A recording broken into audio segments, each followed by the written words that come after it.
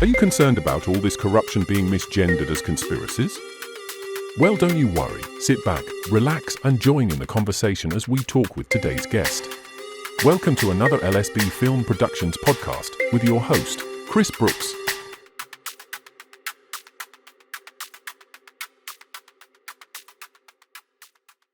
Hello and welcome to the channel. It's me, Chris Brooks, and welcome to another LSB Film podcast. Today I have a lady who most of you probably have already seen or heard because she has a YouTube channel and she is always on Facebook giving her opinions, and it's great to have her on the show. Welcome, Laura Nina. Hi. How are you? Hi, Chris. I'm good, thank you. Jolly good. Now, I understand that you've been doing, not strictly, but predominantly a carnivore diet. Is that correct?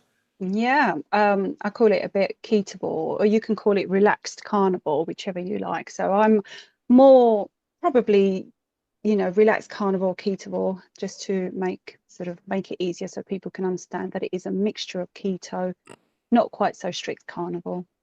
Okay, well, that's good. So what made you want to switch to this then? Because I imagine it takes a bit of getting used to. Oh, yeah, it's not easy. And you do have to have quite a lot of discipline and willpower, dedication. What made me want to do it? Well, I'm not going to bore everyone, especially if you've been following me since, COVID started. Before COVID, I was a real fitness freak and I was into the gym and I was all about it. In fact, it's always been my life. Health and fitness have always been my life. And Polar then opposite to me then. I've just always been, into health and fitness. Doesn't mean that I am super fit or super healthy, because we're all learning every day. And, but it doesn't matter what level you're at. It's about what helps you feel good, and just keep going and keep moving and exercising mind, body and soul. So when the gyms got shut, for literally, that was the biggest mistake. That it was so wrong, that they shut the one thing that helps the mind and the body, and they leave takeaway places open that is full of junk, and and you're sitting indoors, and you can't go out really. There was all these restrictions and whatever. So for I think it was about 4 months, it took me out of my routine, and as the days kept going, and obviously I started to research what was really going on, and it had an impact. The research had an impact on my mental health, and then my physical health was deteriorating because where I was stuck indoors, I was, sitting down a lot. So I became very lazy, and it was literally a catch-22, and it was a downhill spiral. And then they opened the gyms, and then they shut them again, and it was just awful. It was playing with our health. So I fell into, it was just, anyone that depends on the gym or on fitness, and just to be able to get out and go to these places as a change of scenery, and that you can go there and you've got all the equipment, and you've got, even if you go swimming, for whatever reason, for a lot of people it wasn't just about the fitness, but it's about socializing with other people. It's like anything, even going to church, people that are religious, it's about socializing. It's the group connection, that you're all sharing something in common, and that you're forming a good energy because you're all on the same path, on the same level, that sort of thing. That got taken away, and so people depended on this daily or weekly activity to connect with other like-minded people for whatever reasons, whatever you like to do.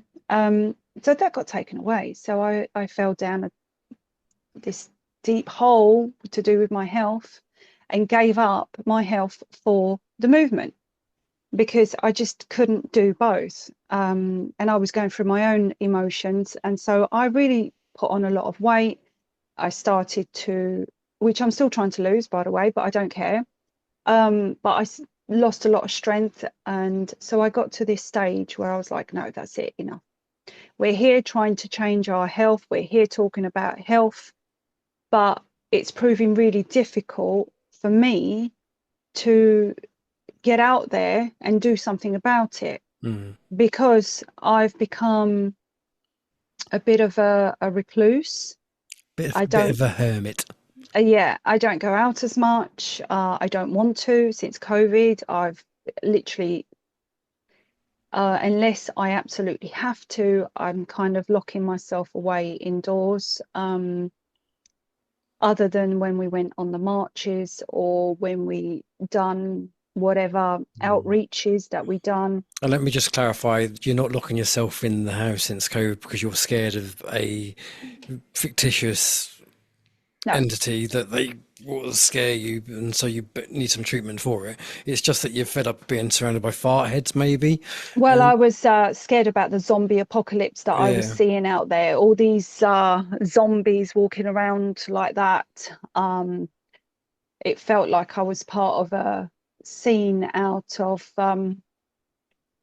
what's that film? That TV you've got 28 Days Later. You've got The Walking Dead. Walking Dead. Dead. I felt like I was part of a scene from The Walking Dead, and I'd walked in on the cast of The Walking Dead, and I just thought, I am surrounded by zombies. So it's really difficult to be in that energy. So that's why I was locking myself away, because I couldn't bear to be out there with these people that just, it was just shocking. It wasn't good for my soul. So that's why. It wasn't because I was scared of this virus, this absolutely deadly virus.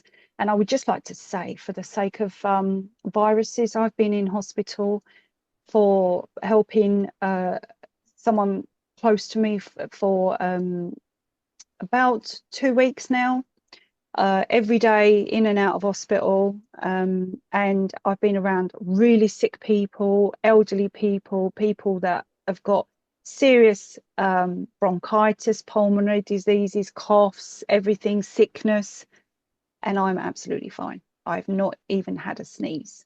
The only time I sneeze is when I have sugar. That's it. There's a reason for that. So I've always been into fitness, and it's always been really, really important for me, because I've always wanted to be one of these people that wants to live until I'm 120 and be really, really fit and healthy and keep going.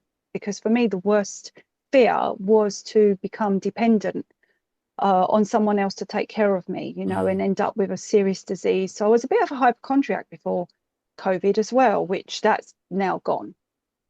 So fitness and health and making sure that I never got ill was my thing, to the point where I became obsessed with it. Probably got a bit of an obsessive personality disorder, maybe. I would say so. I'm quite good at self-diagnosis. I don't need Google to know who I am.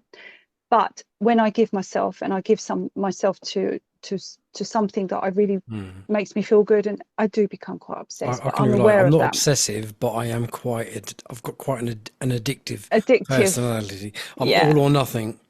Absolutely. So so fitness and health has always been part of my life. And like many people, don't like many men and women out there. People's okay, it's personal. Is it can you use people? I think people say people. Yeah. Okay, so all right, well that's good. If you can use people, meaning men and women.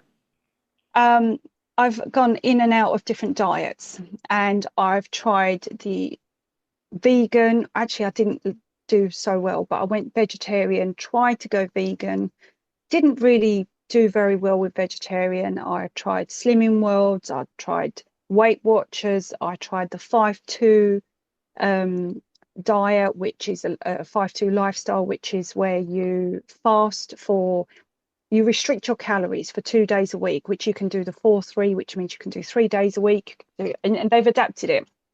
So you can do 16-8, you can do all different things, but basically it's about fasting for a period of time and restricting calories. So at the time when I was doing it, women were only allowed 500 calories a day.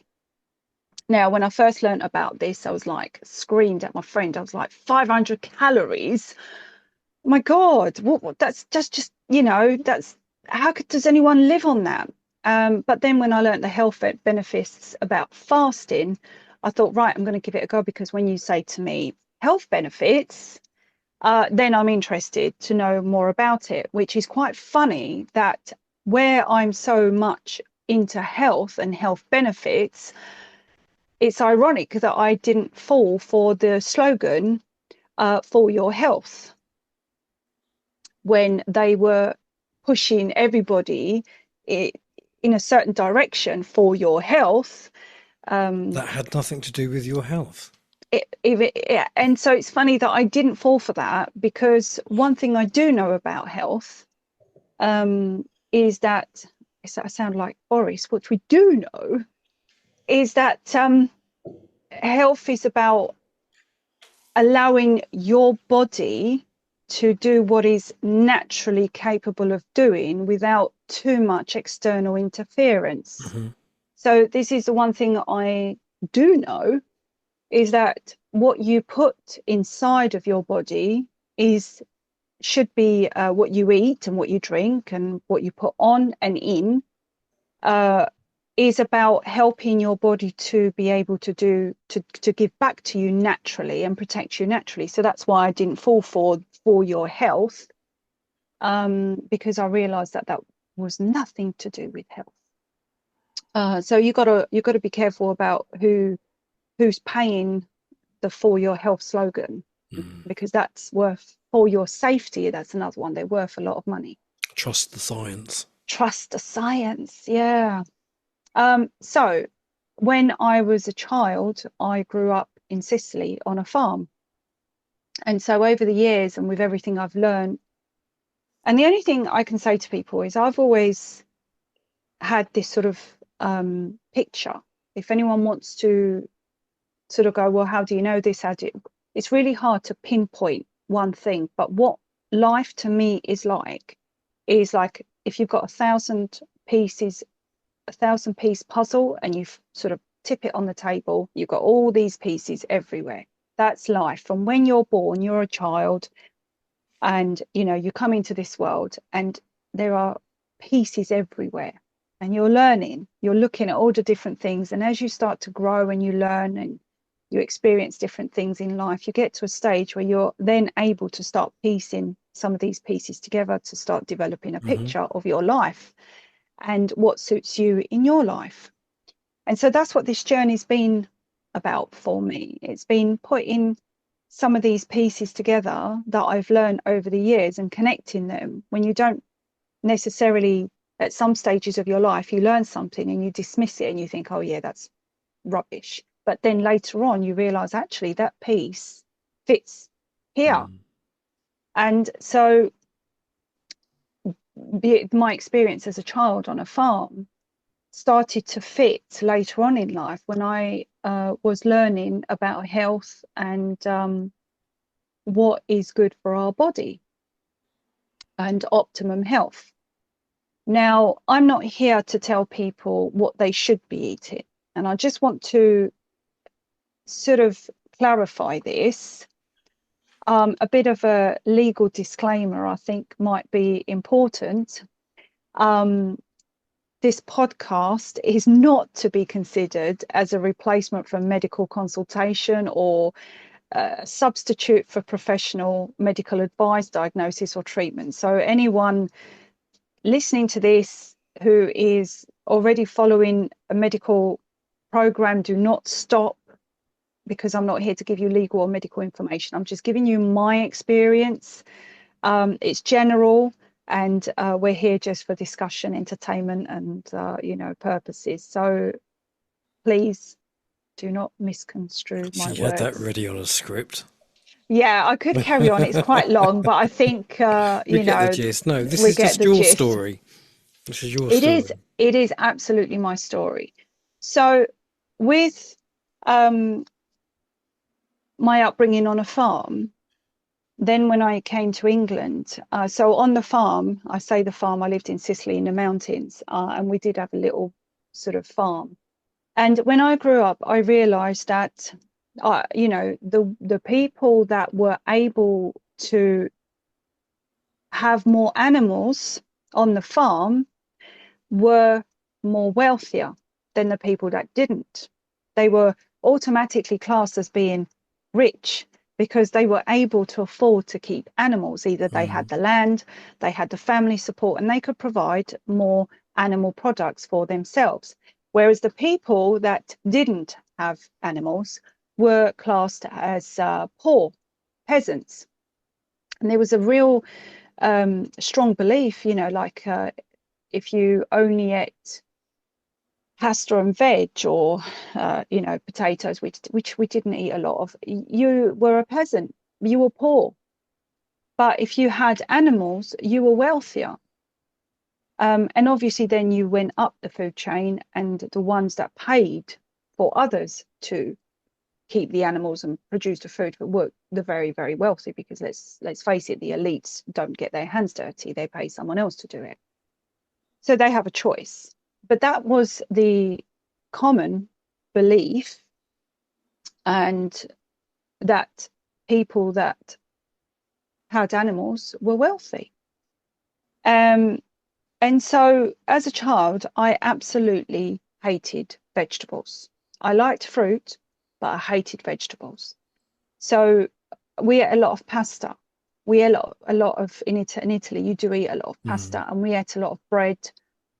I grew up on freshly squeezed goat's milk because we had a goat for milk. We had chickens for eggs. So although we didn't have a cow, and we had a pig, I remember we had a pig. So we were sort of like middle class because we didn't have a cow and we didn't have lots, you know. We had rabbits as well. We bred rabbits, and we had pigeons for food. And also we, like the French and a lot of the Europeans, we used to go and, you know, we had snails.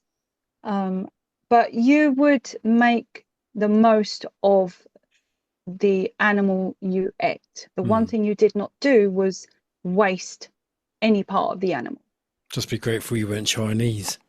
Some of the shit that they eat. Oh dear. But again, that's because they were scavengers, you know, because they were deprived. So they would eat absolutely anything because of the way that they have been, you know, treated and deprived of things. And that's why they're the scavengers that they are. And also that's why Chinese eat a lot of rice, because rice is really cheap, and you can grow it, you know, in the fields and everything. And that's their staple diet, but it's not healthy. It's far from healthy. Just like pasta. Pasta is a very staple diet of the Italians, and they probably have it twice a day. And a lot of them, you know, they love pasta. They love it. I love pasta, but pasta doesn't love me. Bread's my downfall. And bread as well, you know. The only thing that I would say is, people used to say, well, why aren't Italian people fat? Well, as you get older, you do. But as a young man or woman, or shall I say you can, especially the mums at home that are cooking. But when you're young, you're able to, you have more energy, and they work. And also the more. weather's nicer. So unlike in England, when it's pissing down with rain, you can actually be out and enjoying the world where you're actually burning it off.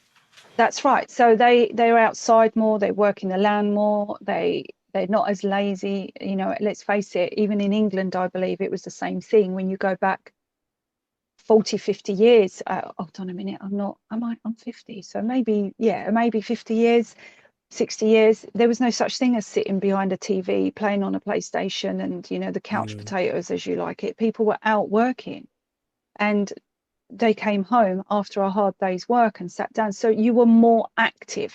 So you were able to burn more of these calories. When we're talking about calories in, calories out, which is an absolute myth, but basically that's what it was. Was it healthy? No. But because you were more active, you didn't put on the weight. So when they talk about the Mediterranean diet, they are talking about a diet based on fish, meat, veg, and some people will dispute this. And they'll say, well, no, it's not meat. Well, it is meat, because a lot of Italians, they're surrounded by water, so they have fish, and they also have meat. Meat was massive, and whenever you could source it, it was important. The pasta, and they didn't really eat a lot of rice, but the pasta, shall we say, that was the main staple food, was there for people that couldn't afford the meat, but it became part of an everyday thing. So they would have, so many different courses. The pasta, then the meat, then the salad, then the fruit, then a dessert. It was a lot of eating. But what they did do was only eat twice a day, and they didn't pick in between. So it was much more of a social aspect. It was a family thing. It was a family Absolutely thing, yeah. God, the size of that bloody cup. It's huge. It probably looks bigger because look. Is that coffee? No, it's Earl Grey, darling. Earl Grey, don't you know? Actually, Earl Grey is meant to be drank without milk, but I like it with a little bit of milk. So I think I'm going off a tangent somewhere here, but anyway, so it was important. Whenever we could eat, we would eat meat. And so every summer I had family that used to come over from all different parts of the world. I've got family in Australia, America, all over different parts of Italy and Sicily, and they used to come and we would feast. And the main thing we would have was meat, steak, salads. There was no massive pasta. It was all open barbecues and meat. And it was amazing. Amazing. I kid you not, this is going to make anyone that's watching this, especially if you are watching this and you're against meat eating. Well, I used to actually get a spoon, and while the steak was cooking on the barbecue, I used to scoop the blood and put it in a cup and drink it. That's how much I loved it. So yeah, I'm a carnivore. I am a proper carnivore. It tasted amazing. However, when I came to this country and I tasted the food here, I was absolutely shocked at the quality, that it was lacking so much. So this was something that you mean? And fruit. And I didn't eat vegetables. I absolutely hated vegetables when I was a child. And that's obviously because your body knows what it wants. I ate a lot of pasta and bread, but I hated veg. I ate nuts, and we had the goat's milk. But I was a bit of a sugar addict because we still had sugar back then.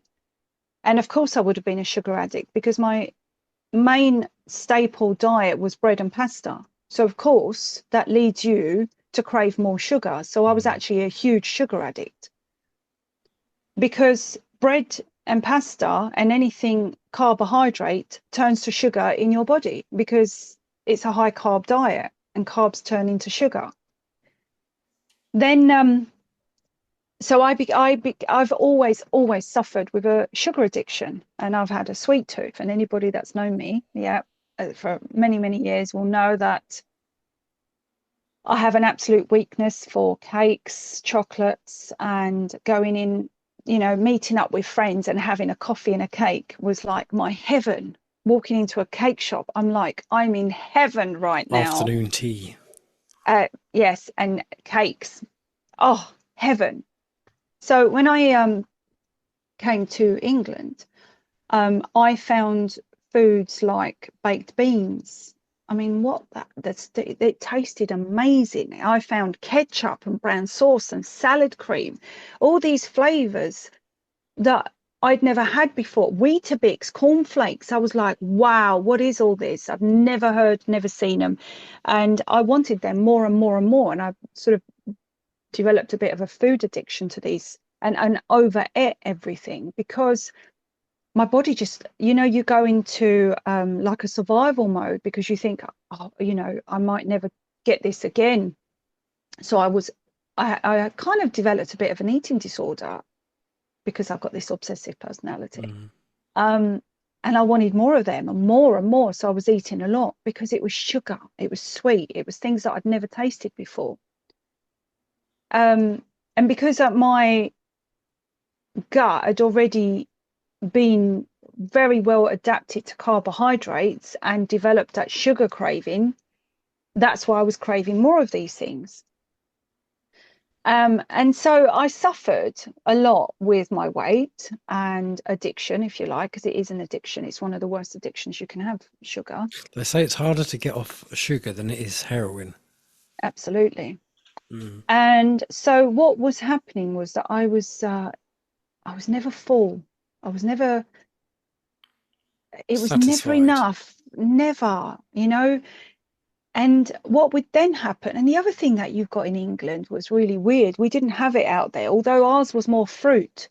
But school dinner's done something here with you guys. I don't know how, whether it was school dinners or whether this came from before, but it was like you have your dinner and then you have a pudding. I mean, who decides that? Do you remember when you was at school, you had dinner and then you had pudding? And so you kids, and I found that my kids became so accustomed once I had them as well. And I was like, okay. And then they said, well, where's the pudding? Well, why do you need pudding? Well, we've had dinner, so we need pudding now. Because it's a school dinner thing that they get programmed. My kids are the same. We'll have a pudding if we have like a roast dinner, then we'll have a pudding. Yeah. But you don't have it after every meal. Well, you shouldn't have it anyway. No, you shouldn't have it. It's so unnecessary for us. But we've been programmed from kids to have the dinner and then the pudding. But we don't need pudding. It's become a comfort food, hasn't it? Almost. Well, it helps you sort of have that. It's like we've got to have a treat, but we don't realize that that treat is actually a sabotage. You're actually sabotaging yourself. You're giving yourself a little treat, like you've just earned the reward for eating all your dinner. Now you can have your pudding. There's your treat. A little bit of diabetes. There you go. Exactly. That's exactly what we are doing. We are going, there you go, there's your little treat, just to make you eat more sugar that will make you more ill, and stop your brain functioning properly. And so this is where we fall into the trap of developing the sugar cravings. And let's face it, it literally is all about marketing. It's about profit so that supermarkets can sell. In fact, if I remember right, a lot of the stuff that gets put in these foods, they can't dump it on the land because it's that bad for the land that it won't be, it's not biodegradable. It's like in the fluoride, land, isn't it? It's exactly. too expensive to get rid of, so they'll shove it in your water supply. They'll sell it back to you as health because they found a way to dump it.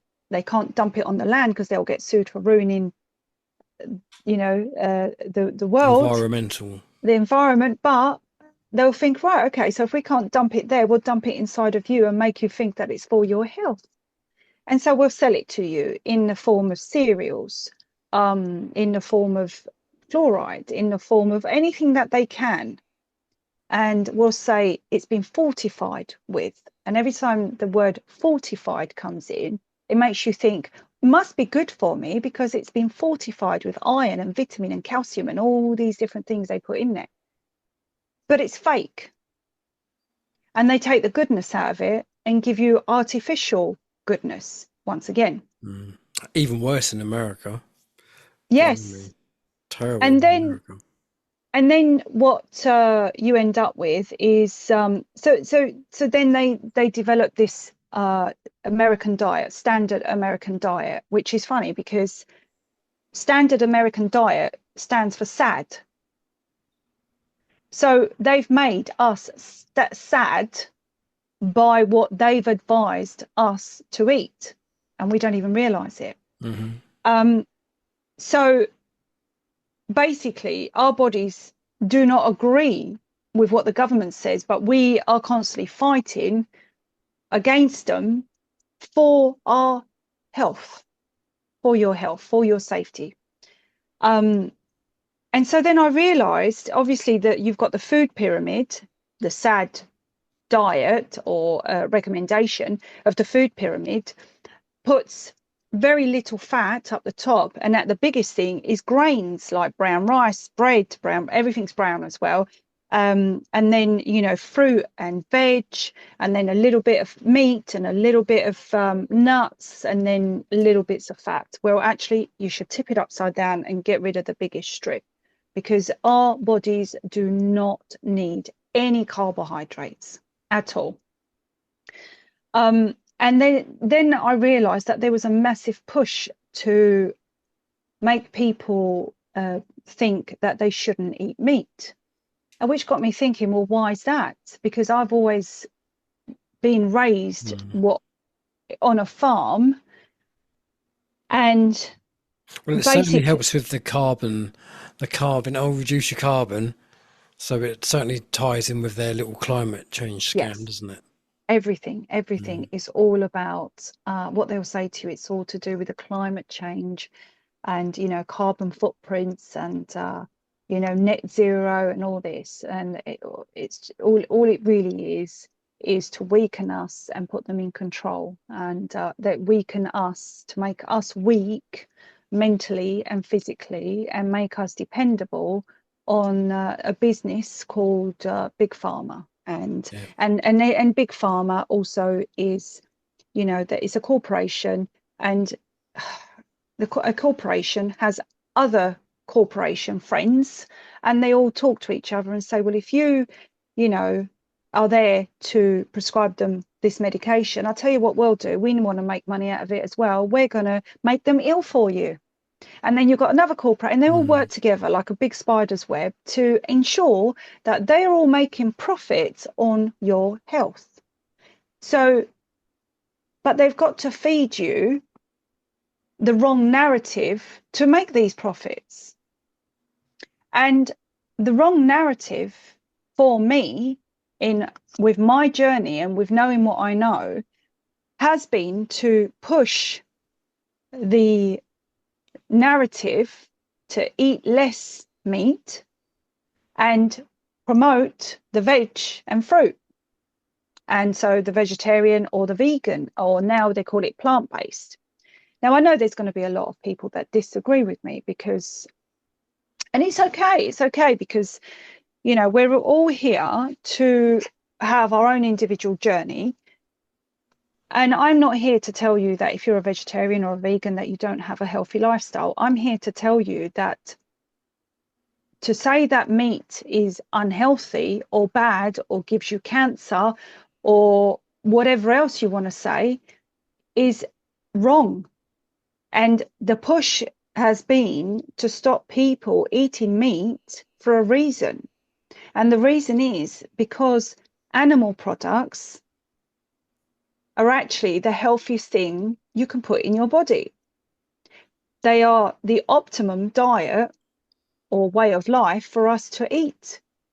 And you can live just on animal products alone and have a very healthy, long life.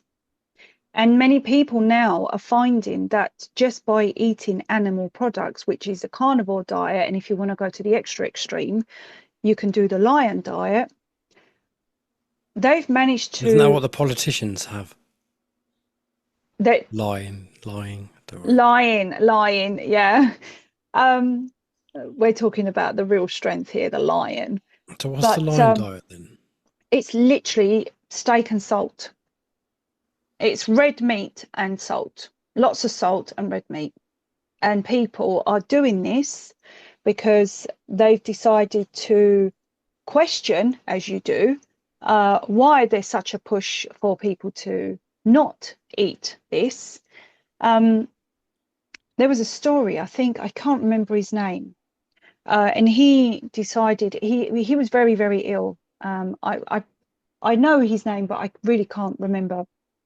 It's just there, but I can't Jordan say Peterson? it. No, it was Anjo, someone called Anjo. In fact, I'm sure that was his name. And he was very, very ill. And I think his story went something like this. he wanted to go and die naturally, like the Indians do in America. They go out to, I don't know, A nice glen. a sort of desert-like place, you know, in the woods or somewhere, and they just give themselves to nature. And so he wanted to die a similar death because he was so depressed with how ill he was that he just gave up. And he took a tent and he went out and he stayed in a tent and he kind of waited to die. And the story went something like this. All of a sudden, he's got these, I think they were coyotes, or, you know, some wild dog that they kept coming over, and he thought they were going to kill him. But after days of that happening, they actually were leaving food for him, fresh kills like rabbits and stuff.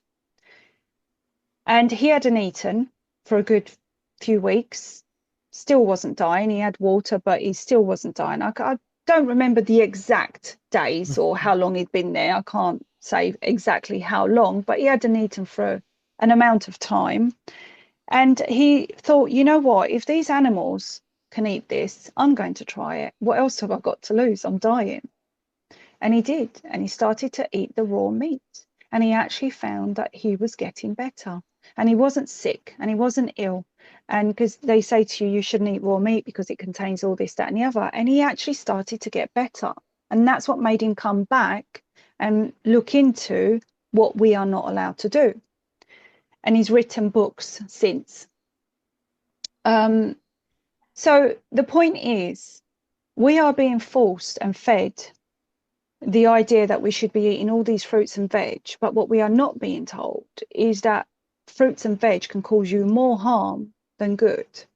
So, and we've got a massive increase of people. Okay, we have to take into consideration what we're drinking, what we're putting on our skin, what we're being injected with, what we're spraying. They're spraying us with, absolutely. But, and obviously, it doesn't matter whether you eat meat or you eat veg or fruit. Everything has been tampered with, genetically modified, you know. Sprouts are made sweeter. Much sweeter. They never used to be so sweet. I think it was 50 years ago. No child likes veg.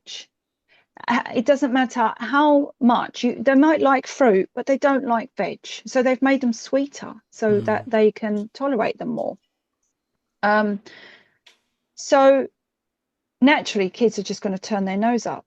But we're forcing our kids to eat this because we think it's healthy. But we're not realizing that a lot of these plants have something called anti-nutrients in them, which is a defensive mechanism to protect them, because they're not like animals that they will fight you.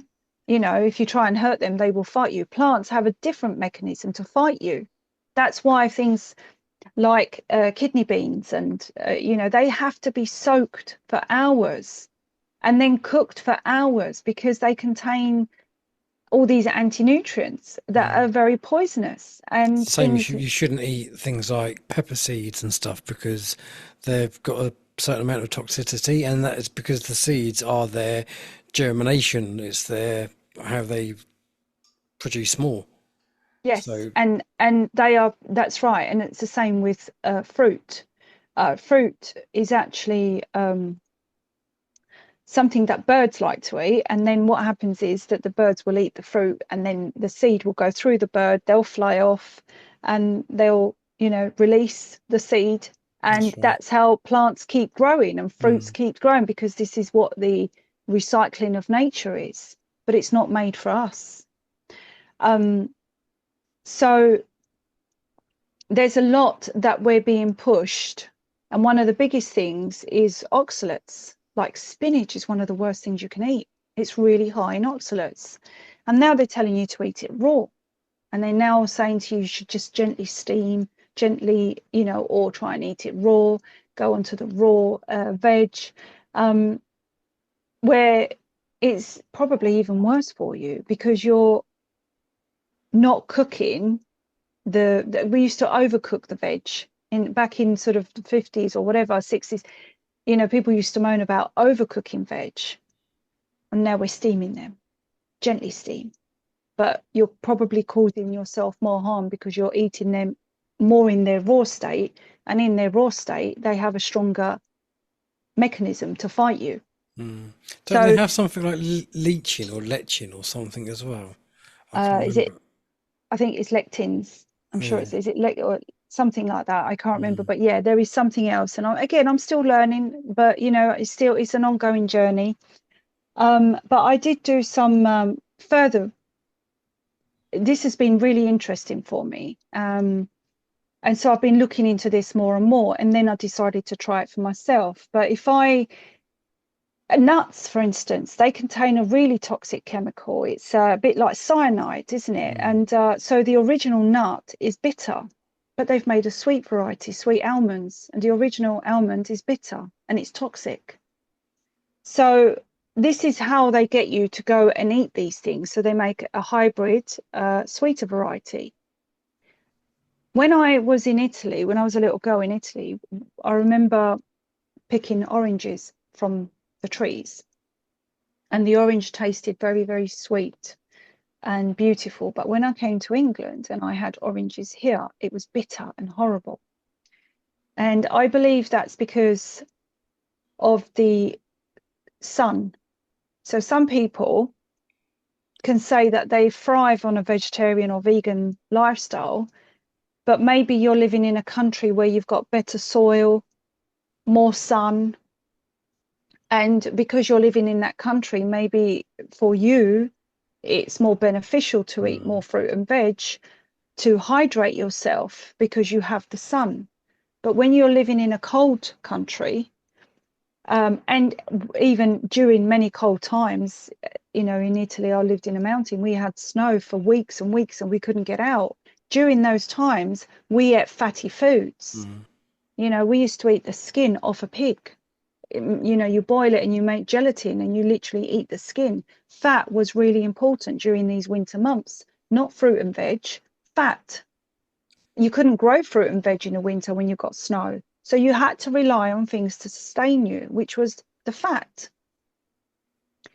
The one thing that's happened over the years is that we've been made to be fearful of fat, animal fat. And that's something that has had a massive impact on our health, especially for women. Because from my research, women need fat more than ever because we give birth, we carry children, and so we need to make sure we get all the nutrients. And the one thing that we suffer with more than men is hormone imbalancement.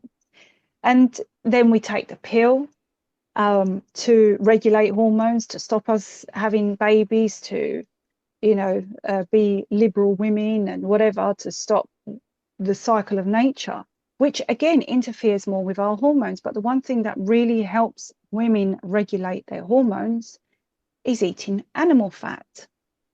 And therefore, that what happens is that there's a doctor, I can't remember her name, and she's done many podcasts talking about this, is that they'd say to you later, so all your life you are taking all these hormonal supplements, you are staying away from fat, you're following all these low fat diets, and then you get into your late stages of life and all of a sudden you've got all these symptoms, and they say, oh, you're perimenopausal.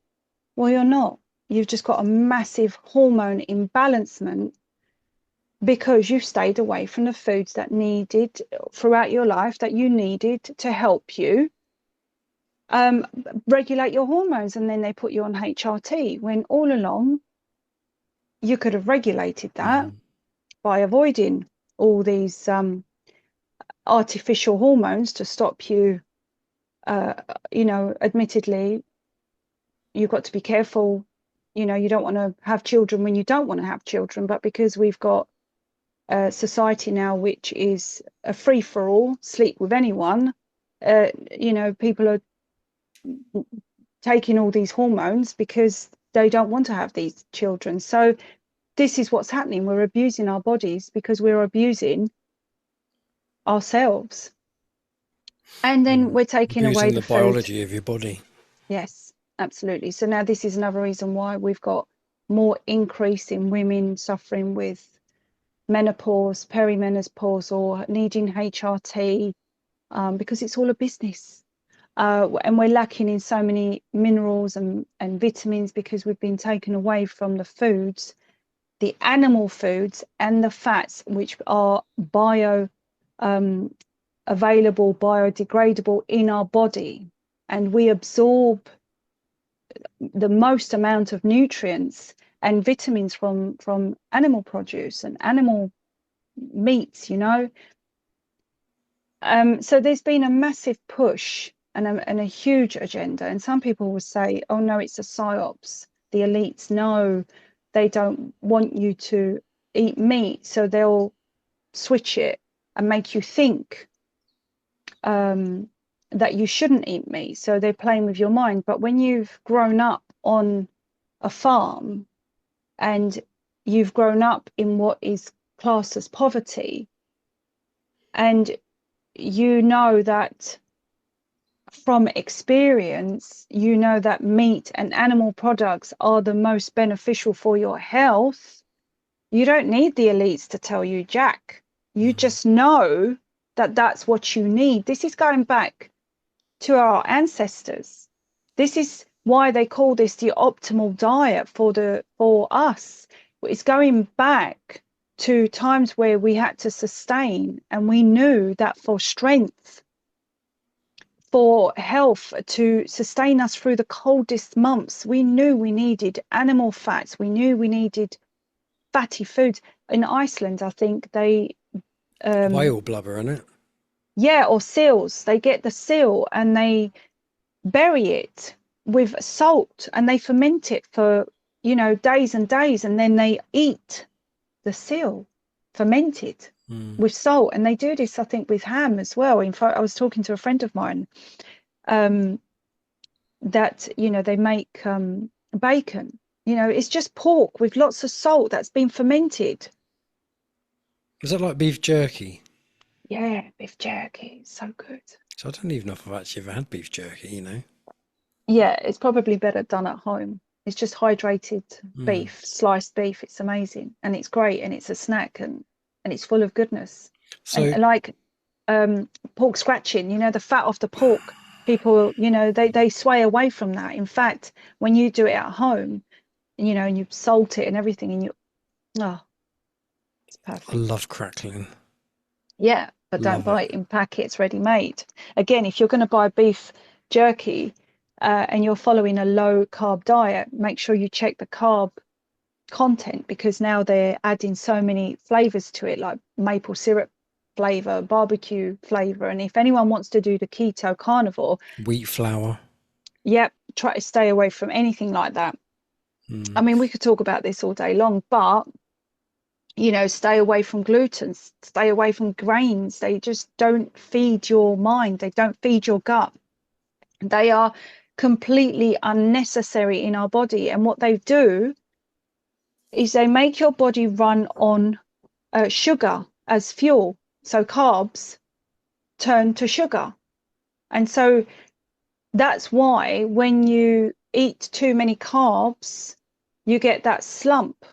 And you just think, oh, I just want to go to sleep right now, because you've got a massive sugar hit, and your liver can't cope, and it has to process all these carbs, and they all turn to sugar.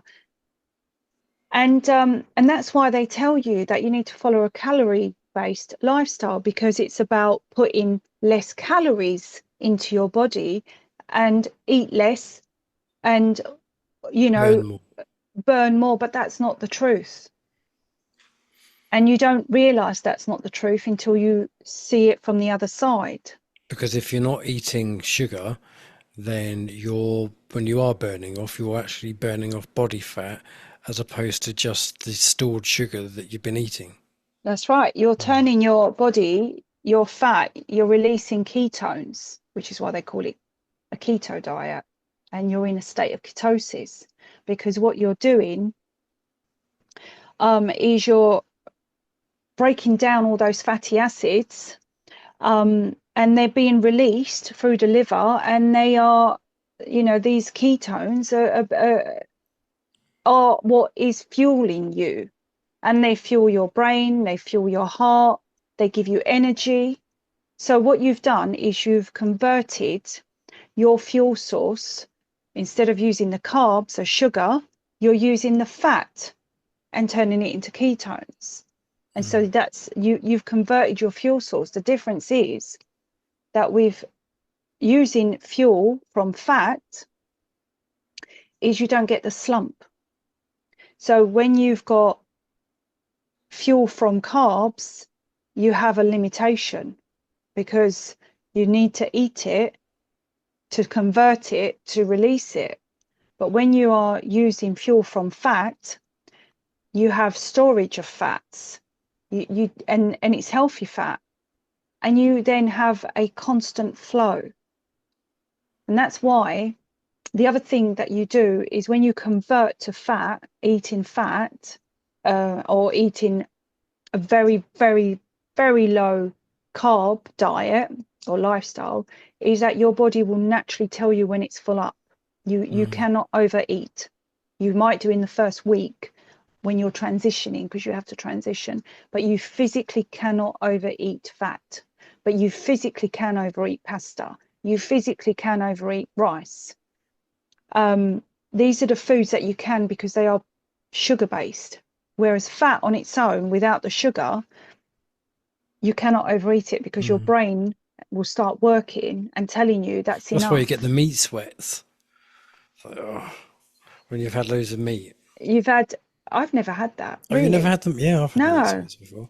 If I've Really? eaten too much at a barbecue, which has been known, then yeah, I just start to sweat. I'm like, oh, yeah. Oh, interesting. No, I've never had that, and I eat lots of meat, but I don't mix it with carbs, so maybe that's why Yeah, I've that's never had probably it. it. Yeah, if you're having a burger, you've got to have the roll to go You, with it. I don't have. So So, talk me through a daily or weekly meal plan for you. so I make things like, if I was to make a chicken, we would eat all the chicken. We would eat the skin. I'll make sure the skin's nice and crispy. I'd put a bit. So I still use herbs, and I still add things like onions and garlic and stuff for the flavor.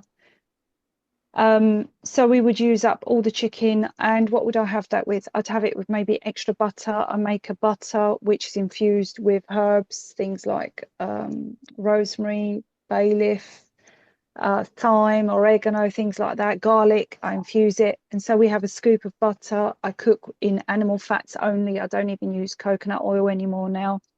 The only thing I use coconut oil is to make toothpaste, or maybe if I need to,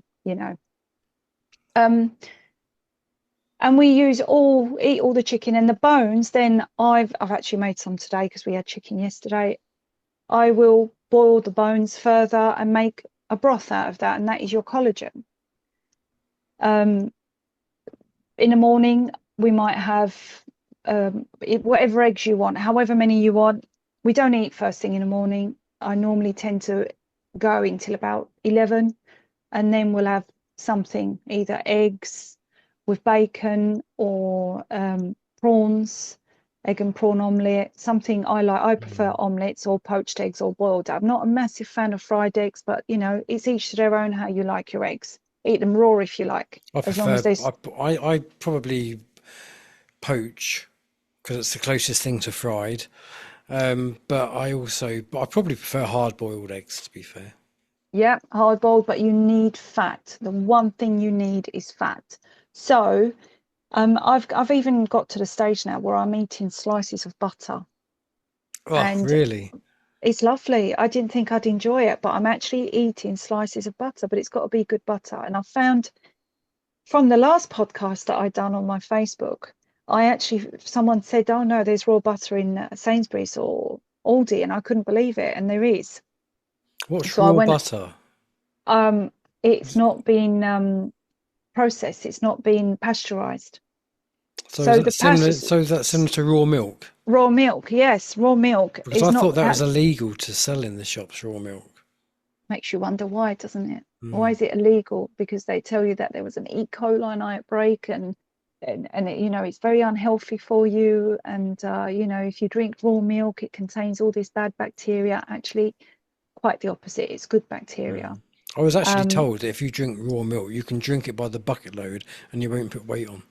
yes, no, you won't. There's a misconception at the moment that's doing the rounds and has been doing the rounds for a very, very long time amongst the plant-based community or vegan community, that if you drink and eat animal, or should we say cheese and milk, it's you have an addiction. Well, first of all, they're saying that you shouldn't have it anyway, because we're the only animal that still has mother's milk, because it's only for babies. Yeah.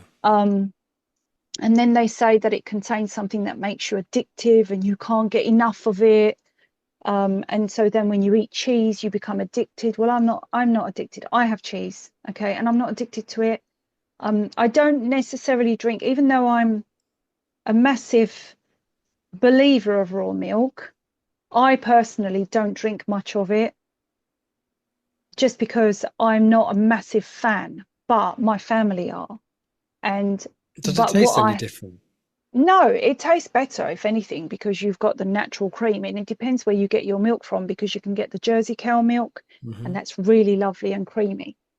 But you can make natural yogurt with it. You can make kefir with it. You could make cheese with it. And you're doing it from something that is natural. It hasn't been processed. It hasn't been tampered. It hasn't been fortified. Therefore, it's in the most natural form. And if you want to, I grew up on goat's milk, literally drinking goat's milk freshly squeezed.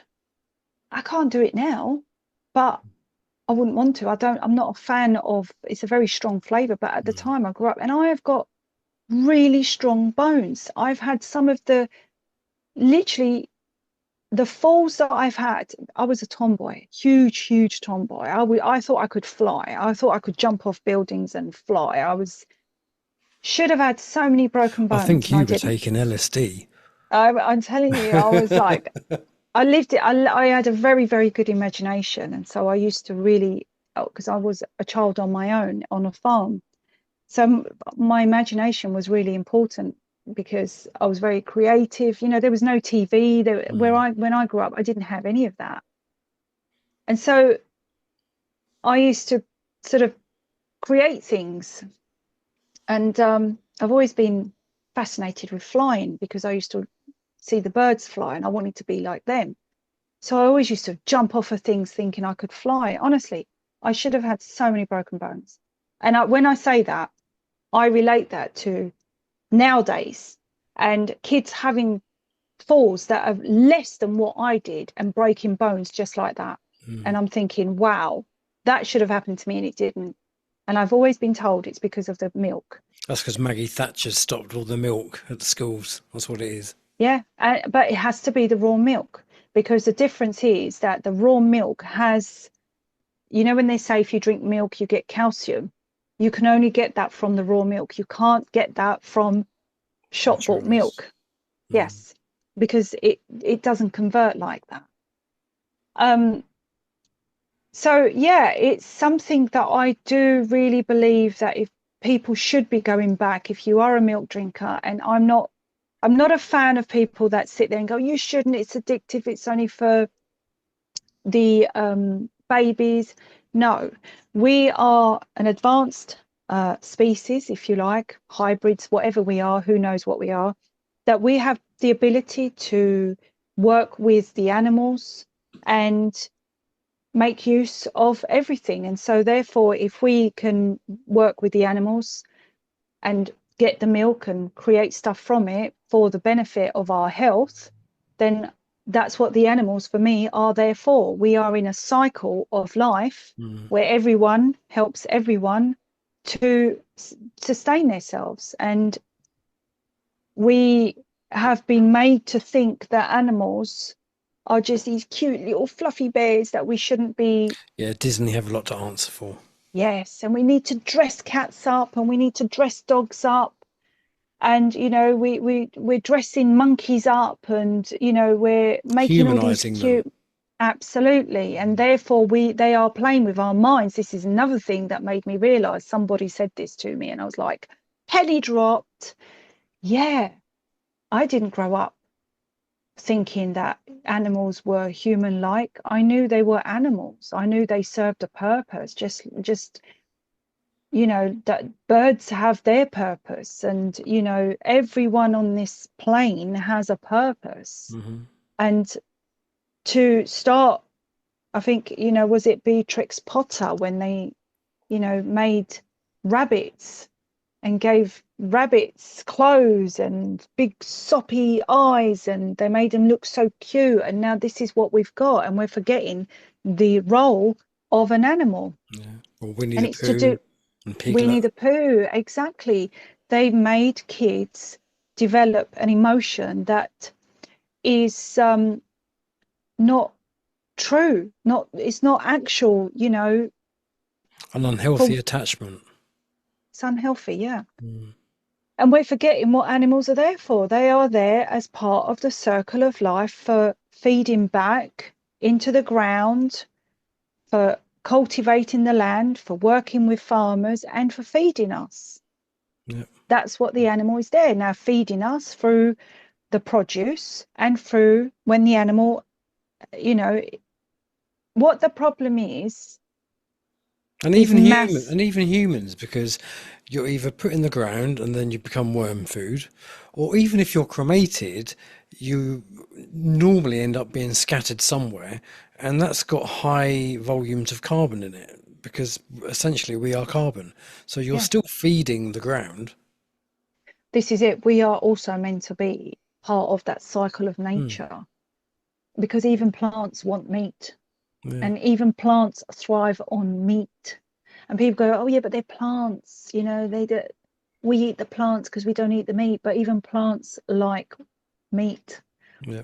Birds eat meat. They're always eating roadkill, and everything in this system has to rely on something else to live. Exactly. For one thing to live, something must die, because otherwise if no one died, then we would have a serious overpopulation problem. It would just something, you have a cycle. Everything is a cycle. We can't all live forever. The myth of overpopulation by the elites has been brought on for their benefit, but because nature has a natural way of dealing with overpopulation, there is a cycle. When we die, we should be giving back. We should be giving back to the ground. The problem that we do have now is that where our bodies have become so processed, because we're eating so many processed foods and so many chemicals and medicine, that we aren't decomposing. And so that is another problem. We're becoming like a McDonald's burger that's 100 years old with no mold on it. Yes, we are not decomposing like we used to. So we're not naturally giving back. And so that's probably why they're burning us a lot. So, I mean, I've got notes here. I can't see where we are. So animal products, again, are bioavailable in the body. That means that they become fully absorbable. And the other thing that I want to say, people are saying that meat gives you cancer because it gets stuck in your colon. There is a guy called Kent Carnivore. So if anyone wants to go and look at Kent Carnivore, I don't know if you did. This man has suffered so much. Just the gastric. He's got a colostomy bag. Colostomy, that's it. And when he had, so the one thing we need to understand is that we've got this huge push for alkaline. Make your stomach alkaline. Your stomach needs to be alkaline. But this is so wrong. Our stomach is acidic, and we need to keep it acidic. When your stomach, that's why it's called stomach acid. It's not called stomach alkaline. It's called stomach acid. And when you suffer with acid reflux, or you've got a lot of acid, it's because you've unbalanced the acidity in your stomach. And when you eat a carnivore diet or a ketovore diet, you do not suffer any acid problems at all. What he found was, due to his colostomy bag, was that when he ate fruit and veg or rice or all that, the bag would get full up. Mm-hmm. And he found that, and this is a test that we can do ourselves anyway, he found that if he didn't chew his food properly, it would come out as he chewed it. Yeah. So this is a test you can do with sweet corn. How many times do you eat sweet corn and then you see it as you ate it, as you chewed it the next however many days, the next day or something, depends how fast it goes through you. Because, and this is why we get told to chew and chew and chew our food and take our time, because our body is not made to process fiber. And this is also why cows have 4 stomachs. Exactly. We are not meant to process fiber, whether soluble or insoluble fiber, which is why juicing works, because you're just taking the juice, not the actual fiber. Now, through an animal, what they regurgitate and they re-chew and this, that, but then the animal has the ability, it has the stomach to do that. And then once it's expelled, it feeds the land. That's why you have horse manure and they put that all over the fields, because it feeds the land. Ours doesn't, because we don't have that ability. So we are not meant to process fiber. We don't have that. So when people go, oh, we're not meant to eat meat, we're meant to eat fruits and veg. But the fact is, we don't digest fiber. That's why we have wastage. Where Ken Carnivore then found out about the carnivore diet, he gave it a try and he realized that nothing was really coming out of his bag. And so he thought, well, hold on a minute, how can this be? So he done a test and he swallowed meat in chunks. And like, if he didn't chew a mushroom, it would come out still whole. And he found that there was no lumps of meat coming out. And that is because the acid in our stomach is able to break the meat down and make it bioavailable in your body, which means that we are absorbing all the goodness from the meat, because our stomach is made for animal products, which is why we have acidic stomach. And the more they tell you to go alkaline, the more we are going against our natural biology. Yeah. And we're actually making ourselves prone to attacks from chemicals that they're putting into the food and viruses and this, that, and the other, because we're changing our body's natural biology, our acidity, and so therefore we can't break the foods down. And then what happens is, once you start changing your natural state, then you go, oh, I can't eat meat, it gives me a really bad belly. No, it's because you've now changed the acidity in your stomach, therefore you can't digest certain foods anymore. And that's and then you're allowing parasites as well to enter your body quicker, because if you have unbalanced stomach, more things are able to enter your stomach, more bacteria, more what's the word I'm looking for? Parasites are able to enter your body, because a parasite is still an animal. So if our natural acidity can break the meat down and destroy it, it can do that to parasites, because they're still an animal. A worm is still an animal. So this is another thing that has been quite interesting in my journey. However, I know that parasites can enter in many different ways. You can cut yourself, you can do all sorts, but we're able to deal with them better through having the right acidity in our stomach. What else can what I can't, I've got like a whole load, but this is what Kent Carnivore single-handedly proved, is that actually it doesn't even make it to your colon. What you will experience if you do this lifestyle is, while you're transitioning and getting the macros right, and when I say the macros, I mean the fat ratio to protein ratio, is that, and changing your, switching over your fuel, is you might suffer with you know, lack of bowel movements or struggling or constipation.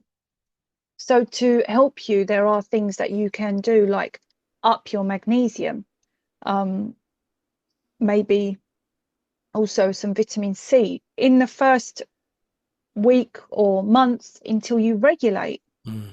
And then once you regulate, you'll find you won't have any problems. And what a lot of people have now found is, especially the people that are doing strict carnivore or lion diet, is that they don't go to toilet as often because they don't have wastage.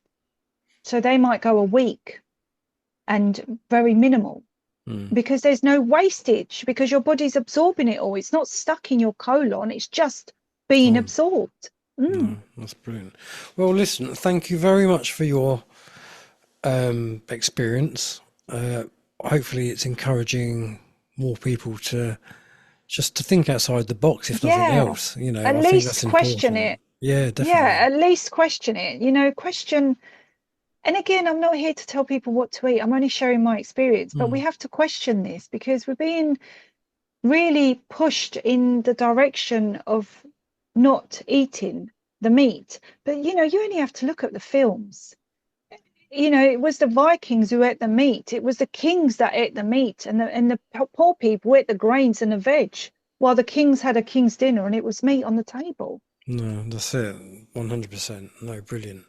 Thank you very much. And I hope everyone who watching this has enjoyed our conversation. I certainly have.